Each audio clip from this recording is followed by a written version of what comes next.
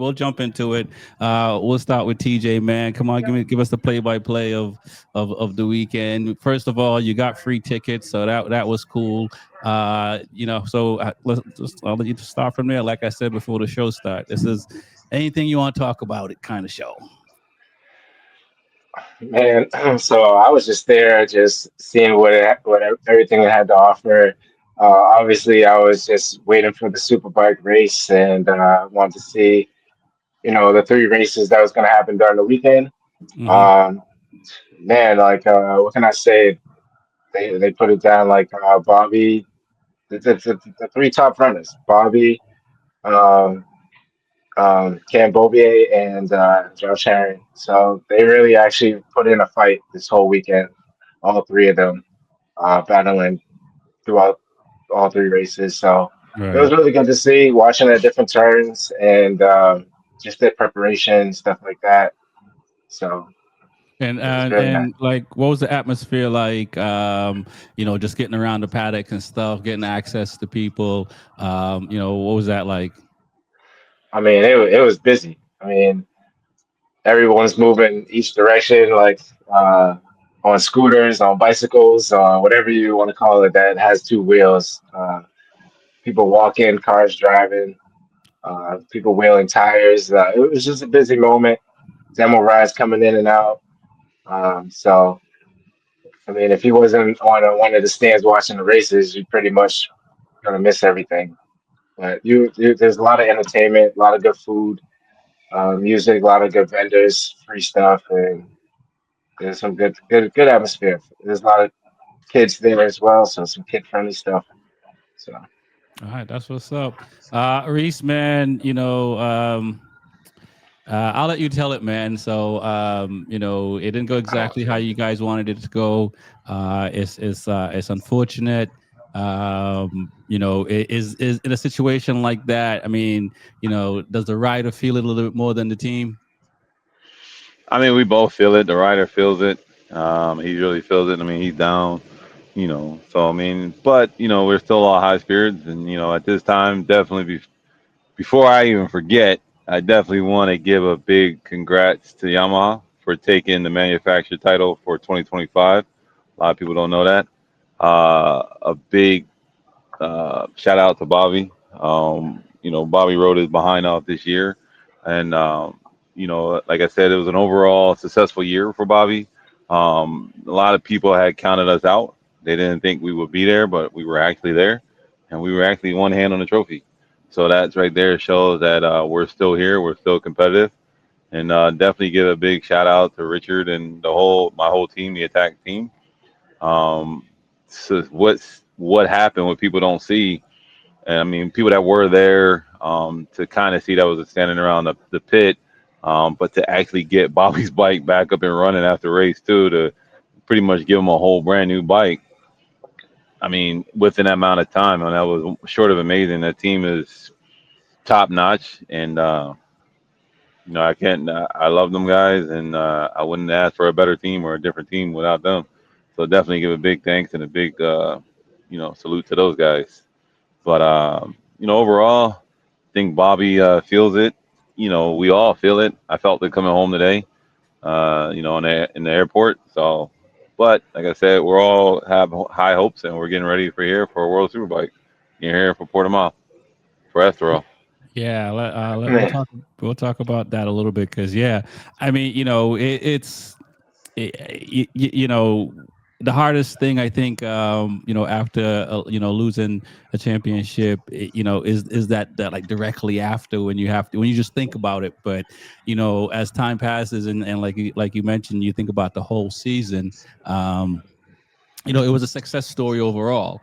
The results doesn't dictate, the work put in and that you guys have done for the whole season and stuff like that. And to, for a guy to be on a bike for a first year to do something, that impressive, it's the likes of what, Mark did last year going to Grassini, and being able to, do what he did. So, no, yeah. definitely. Uh, So, um, do you got See, now you're going to Port of Mayo, so let's talk a little bit Hold about on. that. Is go ahead. Well, I was just continuing the conversation. I was going to talk about Bobby, but I'll wait. No, well, go ahead because we're going to talk about Portimao and see if the is it the whole crew that's going, which is it, Yeah, Bobby and yeah. the crew chief. Well, I mean, the whole crew's going. I mean, of course, only certain members of the crew are going to work because we don't need all the crew to work for just one rider. Right. But I mean, we'll all be there in support and have a good time as a whole family. That's what's up. That's what's up. Go ahead, TJ. well, yeah. No, I was going to chime in on the Tech Yamaha. So definitely want to give congrats to the Yamaha team because they definitely still a stepping stone. They put in the work, and like you said, they got the title. It was good meeting Reese there as well in person and Lewis, and just seeing the environment. They're very professional, very respectful. But I just know that just what Bobby did this year is just amazing, and he's so humble. And I just know just back in his head is just like he has a lot on the table and he can't fuck up. And it was just probably just so much stress on him, and just to try to hold the points because like he did win race one, he got that out the way. But race two, like I was sitting, I don't remember the turn number, but the little chicane, I think it's like turn 6 or 7. Um, there was a point where Josh Hammond would always like kind of let off the gas a little bit to like gain momentum or really push, and Bobby's tire rubbed his at one point, and then later down the race, it's the same corners where Bobby crashed out. Right, right. Yeah, I And think I think Heron uses a lower gear than the Yamaha yeah, in that turn is what I heard. But yeah, and then that's when Bobby made his little gestures and stuff like that, and then it was wide open from there. So that race three was pretty big, and it was just unfortunate just to see Bobby, lose it after having the lead. yeah, I think it was back and forth between the three, but just still want to say congrats to the Yamaha team because that was a hard fight, and it's just disappointing. I know it's a sour taste going home, but definitely was yeah. rooting for Bobby. And I agree with that. Congrats for real, because you guys did win, even though you didn't get the final piece. Because it's been an amazing year, and I know none of you guys are going to lose sight of that because you guys have been there before. So and you'll be there again. So and I We think appreciate it. I think Bobby's going to learn a lot from this and be even stronger next year. So I'm looking forward to next season for sure. Lewis, man, you've been in and out. Here's your chance to talk about Motor America and your thoughts of the overall weekend. Uh-oh. The likes, the dislike. All the fan Oh action that you're God. getting. We might change your last name now. No, no, no. Yeah.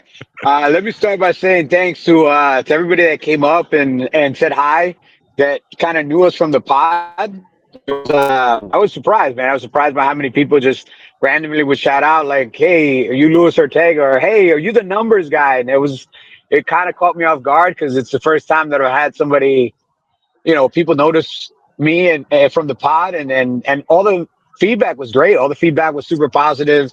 They like what we talk about. They like when we expand, and they like when we talk about racing, but they like when we expand a little bit and talk about other things outside of racing, but motorcycle related.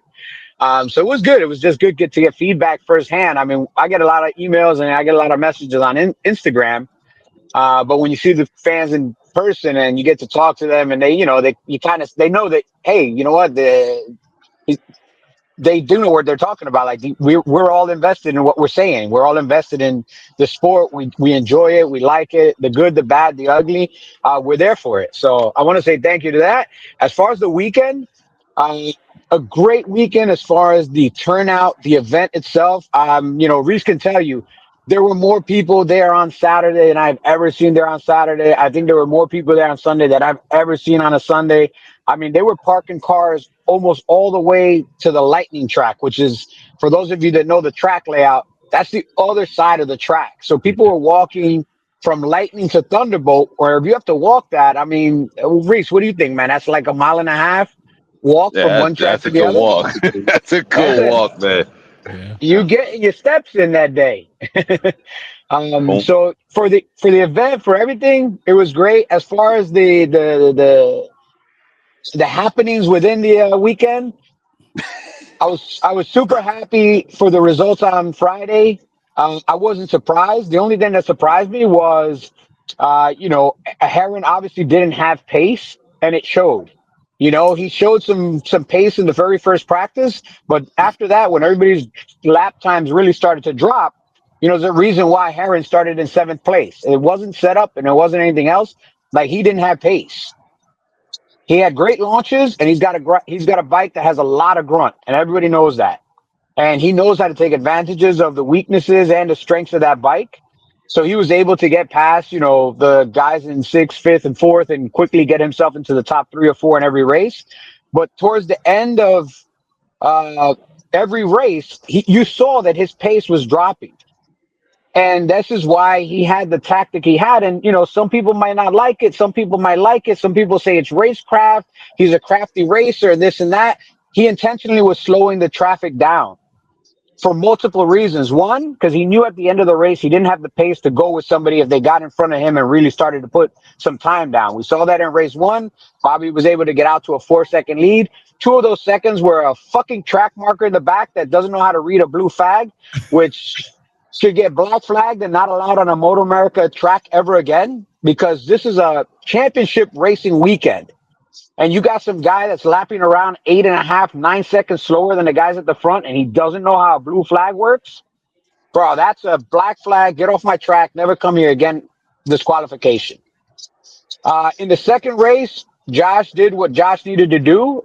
Again, like it or dislike it, he jumped in front and he tried to intentionally slow the pace down because he understands his only opportunity to win is if Bobby and Cameron have an incident. He was too far out of the points at that side. So the only thing he could do is try to slow the pace down and hope that either those guys start battling with each other or somebody else that has nothing to do with it starts battling with them. They start to try to do something risky to get around them and possibly crash to give him, again, that glimmer of hope that he might still be able to win. Hate it or love it, it's a race tactic. It is what it is. And, several of the people had said that, he takes a different line. He tends to slow mid corner because he uses a different gear because he's trying to use the grunt to get out of the corners. But, if you're intentionally slowing the pace, you're also putting people at risk. Because if 5 other guys are coming through the same corner at a specific pace and they're expecting you to be on the gas as a professional at the apex, and you're still neutral throttle or lower than neutral throttle at the apex and after the apex because you're trying to fuck up everybody else's corner speed because you don't have corner speed. Again, it's a tactic, but it's a shitty tactic. So we should And he we can, should kick we should kick a Noni out of World Superbike. well, I mean, again, this is a tactic. I'm not saying that it's illegal or anything else. It's a shitty tactic, but it's a tactic. And it's the only tactic that he had because, again, he needed both Cameron and Bobby to crash for him to have any chance to retain his title because he was out of it. He was well out of it.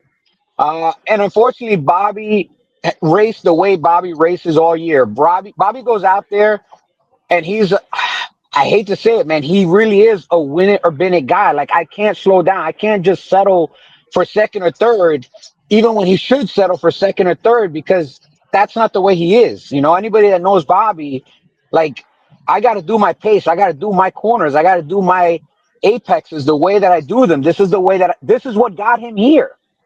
This type of riding got him to this point, this time of the year. And this ain't the time to try to change the way he rides, man.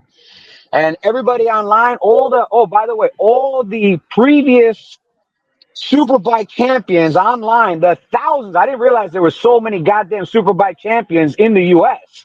Fuck. The thousands of Superbike champions that are going online and giving Bobby advice on how to ride. Yeah. I'm sure Bobby's going to listen to it because, I mean, with all the titles you fuckers have and all the super bikes that you guys have ridden at the top level, I mean, shit. I mean, Bobby only owns the track record at 2 or 3 tracks. I guess these other 1,000 guys own the track records everywhere else. Cause it's like, holy shit, man. And, again, bro, social media is toxic. We know that. We know how people get manipulated very easily. Right. People are Right. putting up, oh, here's Josh's track data. It'll easily show you what he was doing. Man, 90% of these guys can't even read a menu at fucking Cheesecake Factory. You think they know what track data looks like? I could put a EKG up there and be like, this is track data. They have no clue.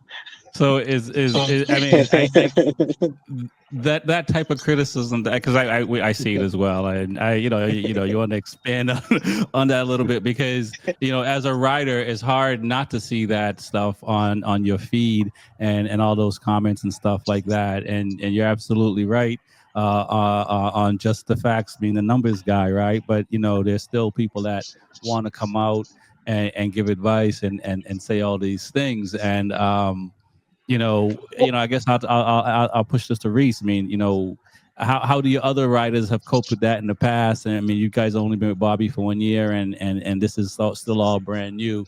Um, you know, how do you guys? You just become a tighter family? How do you guys deal with that? I mean, honestly, we just kind of ignore it. You just kind of brush it to the side. I mean, because everyone's going to have their opinions, everyone's going to have their says. I mean, I've had people hit me and say, "Oh, BMW's won this, top this, that." I'm like, where? I've had people tell me certain about factory teams over in World Superbike. I've had people tell me, I've seen people say Bobby choked or this and that. I'm like, really?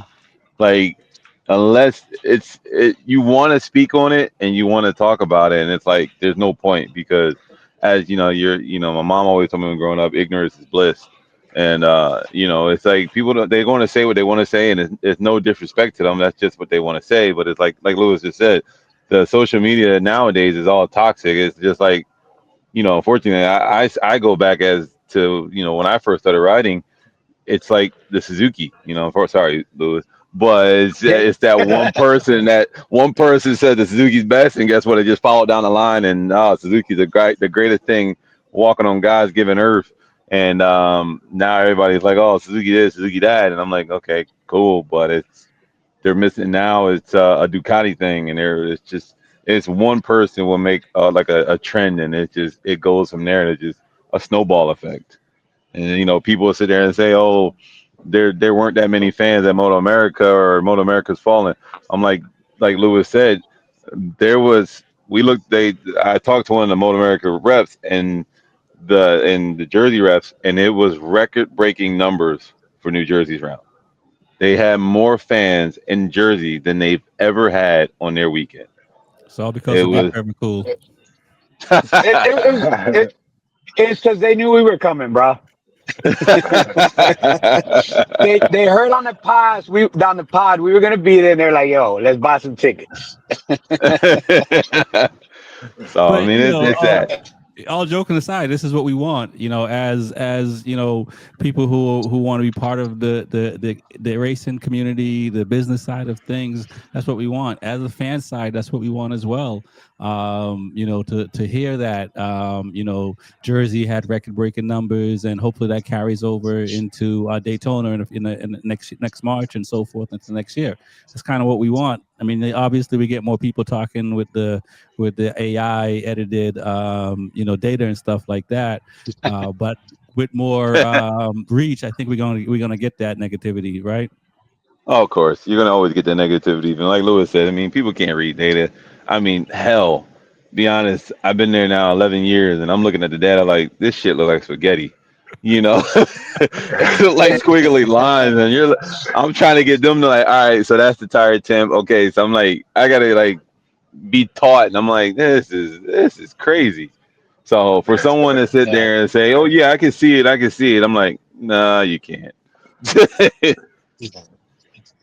No again, doubt. anybody can take a screen. See, the problem with the internet is even 90% of the facts are fake. I could take a screenshot from data from another guy and put it on there and be like, "Here's this data."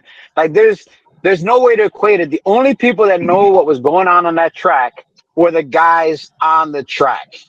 And the feedback from the guys on the track was that was the feedback, that they felt that the pace was being slowed intentionally. And you can see on the video in race one, halfway through the race, there was one bike that was sliding like more than any other bike, and it was sliding at the same 3 or 4 or 5 points, and that was a Ducati. And in the second It, race, they slowed the pace down significantly to try to save tire because they couldn't seem to manage the tire. And then in the last race, what happened when Bobby and Cameron got away in front? A certain Ducati started dropping like a fucking stone because they didn't have the pace. So much so they got passed by Suzuki. Yeah, baby, Suzuki, number one, baby, coming back. Right. Right. listen, I could say this. This is what I can say, and I'll it will contest to what Lewis just said. When the certain person got out front, the pace was at the low and it was at the mid 20s. It was a 20.3, a 20.5. That was the pace. When the other got out front, we were at the pace was at a 21.7 to a 22.3. Wow. Yep. So yeah. So now you move it. You guys are going over to go ahead, Lewis. No, and just one last thing, and then Jersey is for anybody who's written it, it's a very hard track to pass. There's only a couple of clean passing places, and if you can get the grunt of your bike to block somebody into turn one, it becomes a single lane track until you get to turn five. And you could do the kamikaze on the inside and try to make the turn of turn five. Then there's no other passing realistically, unless there's a mistake, until turn one again. So, you can block people at turn five and outmotor people to turn one and then park it in turn one. You're not going to really get past again to five. So you kill somebody's drive coming out of turn three. They can't really get a drive to pass you at turn five. And then you got the grunt again at turn one. So now it becomes this kind of like slinky effect where every time you think you got room, the room is gone. And every time it starts to stretch, it collapses again. And this is why you saw in the third race and in the first race, when other riders got in front of that rider, they were able to set their pace, and that rider couldn't. We saw it in race one, and we saw the same exact thing in race three. His tactic is tactic. I understand why it is, and to be honest with you, in my position, in the same position, I would be doing the same shit because I'm trying to win at all costs. Short of causing somebody to crash, I'm trying to win at all costs. So, like it or hate it, it is a tactic and you got to accept it. Um, but, at least now we know that, Jersey got to benefit and MotoAmerica got to benefit from one, the baggers were there. And two, the most important three races of the season happened in the last 2 days of the season. And I think that's why so many people showed up to Jersey is there were stakes. There was a reason to go there. It wasn't Right. raining for once, thank God. So all these factors put together, this is why we had a great turnout. We had a great event, and even though it didn't turn out the way everybody maybe had hoped for, at the end of the day, we still got a great champion because Cameron Beaubier, his story is important too, man. Cameron Beaubier has had a rough time over the last five, Right. 6 years, man. He went to Moto 2 and he struggled. He stayed there probably way longer than he should have, thinking that the team would be able to come around and give him a bike that he can compete with. And then he comes back and he gets on the BMW and the bike is not there. Everybody thinks, oh, the BMW is great. There's one guy that's consistently fast on a BMW and he's an alien, dude. No, How many I other people have raced the BMW and struggled? Scott Redding couldn't make it work. All these other guys couldn't make it work. There's one dude that's been able to win on the BMW besides Top Rock. besides Top Rack, yeah. And now Cameron, even he'll tell you the bike's not very easy to ride, but he finds a way to ride it. And I'm super happy for that guy, man. He's had concussions, he's had injuries. Like he almost concussed himself out of the sport. So Right. as much as I Cracked heels. rooted for Bobby, yeah, crack, dude, this guy's been through it. So as much as I rooted for Bobby, once we saw that Bobby wasn't going to get it, and I saw who was in second place, I was like, you know what, man, if it's destined for him to get this title, then let him get this title because this guy's been through the ringer, man, and he's a super deserving guy. Yeah, I So agree. So and next year we're going to have two BMWs in World Super. I mean, I MotoAmerica. I think it's going to be three. Oh wow, I hear three. it's going to be Okay, three BMWs, maybe four. Depends because Tyler's Racing is a weird anomaly of a company. Every year they're going out of business. right. Like Yeah, well, every year, the Yeah. every seriously, every year new Reese, you company know, starts. every year the main sponsor behind Tyler's Racing has to decide whether or not they're going to go racing again next year. Right. You know, like Cameron Bobier next year might not even be on a BMW because that team might not be there. If the team finds funding, they might come back. I think we might have lost Lewis But there. Orange Cat is definitely going to go racing. Minimum, they're going to have two BMWs, but they might even bring a third BMW because they're trying to get a really, really strong team together. From what I talked to them a little bit this weekend, I mean, they're planning on having four riders. I don't know where these Right. four riders are going, dude, Yeah. but they're planning on having four riders. Right. Right. We're going to have another R1.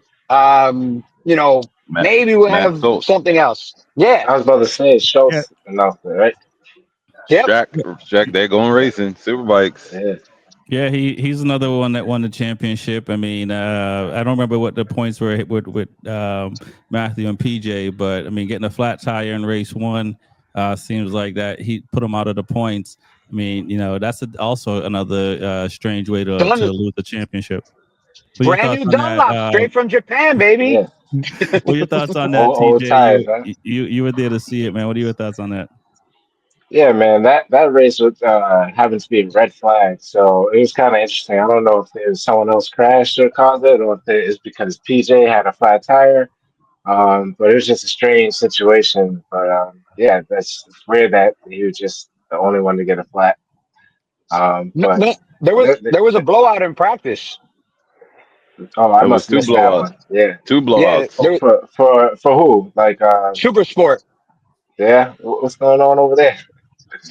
So But they were using the new Japanese made Dunlop tires, Oh, that's oh not a good man, and look. they had to pull some. And Reese, you could probably talk about this a little more than me, but from what I understand, they looked at a specific lot number and had to pull all of them off the trailer to not give them to anybody else because those tires were failing. Well, they Oh, said What? they were failing because they went to a lower pressure. That's what they said. They went to an 18 pounds or something like that, and that's what the issue were. So they didn't. They shortened the race to allow the tires to last. That Guys, was straight the tires. issue. so is Blake Davis one of the forefront for the championship next year? Now that PJ's moving up, is Cam moving up as well, or is it just Schultz and PJ moving up to Superbike next year? Just show some PJ. So, what do you Uh, thought? Go ahead. but I don't know what Cam's doing because there's some rumors that there's some might be some additional changes in the paddock.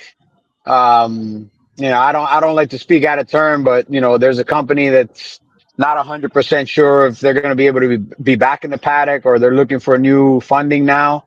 I think they'll be able to find it, but more than likely Cam P is going to end up in Super Sport and it'll be pretty much Blake Davis, Cam P, Scott, and Bobby. Demario. Like I'm gonna give Demario Wow. a big boost, bro. Okay. That kid's the truth, and Ray Hall did a great job. He's an amazing pickup, man. You guys have no idea the talent because most people only know him from the last couple of seasons here. Mm-hmm. But I have his resume from when he was racing in Italy, man. And if it wasn't for the fact that his father got a job here in the U.S., that kid would probably be a Moto 3 right now. Wow. All right. That's going to be a cool lineup for next year for the front runner for sure. I'm pretty sure there might be a couple of others in there, but let's move over to MotoGP and then we'll bounce around to uh, World Superbike. hold on. All right. Go ahead. Sorry, Gracie. Sorry, just before we move over, I definitely want to congratulate our home New England on Nathan Betancourt for actually getting a podium on Sunday. a third place.